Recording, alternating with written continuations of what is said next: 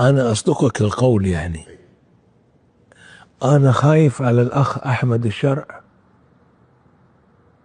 من سيناريو مرسي.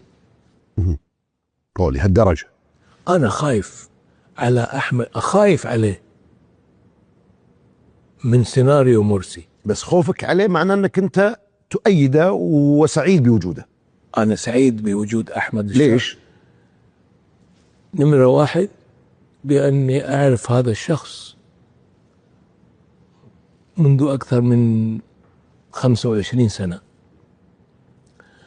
منذ أن كان شريد في غازي عنتاب في جنوب تركيا، وهو ينظم هيئة التحرير.